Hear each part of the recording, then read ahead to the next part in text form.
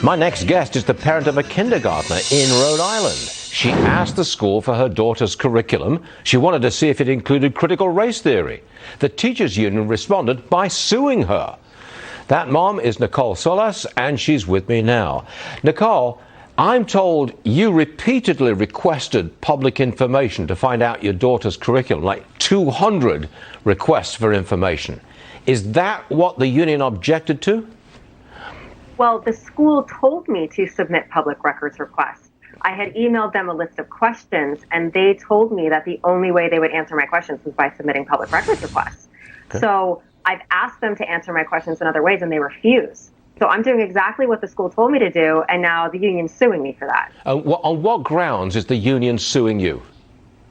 Well, in my opinion, they want special treatment. The union doesn't want private information released, but my information that I requested is requested under the Access to Public Records Act. So only public information is released under the process that I requested information. The union, though, wants special treatment because they don't want their teachers exposed if they're teaching critical race theory. So do you believe that they are teaching critical race theory?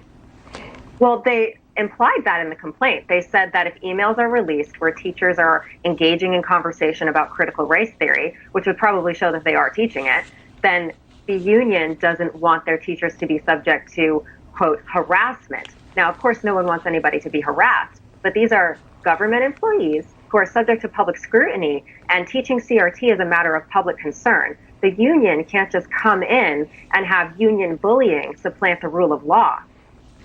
Where does it stand at this moment? Have you got the information you requested, or is that stalled in court? No, I have not received the information that I requested, and that's why they're suing me. So they have a temporary restraining order filed along with an emergency injunction because they're trying to give the school a break from fulfilling my request until this lawsuit is resolved. The other big deal in schools is children wearing masks. Let's forget about CRT for a moment. How about children in school wearing masks? Where do you stand on that?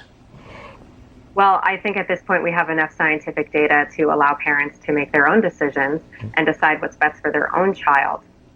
You find that coming back at you all the time?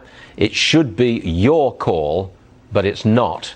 It's the school's call. Is that what happens all the time? That's the argument constantly?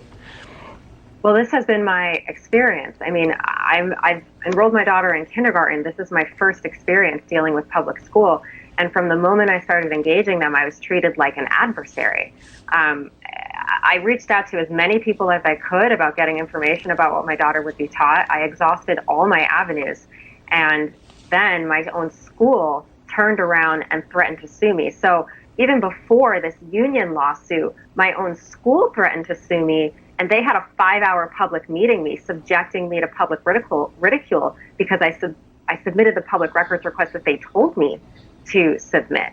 So from day one, my school has treated me like an enemy of the state. And even the union has been after me because on June 7th, they even had a private union meeting where 250 teachers were looking at slides of me with my name and picture as if I were, again, an enemy of the state. Good Lord. So this is just so bizarre, and I can only deduce that there's really something else more nefarious.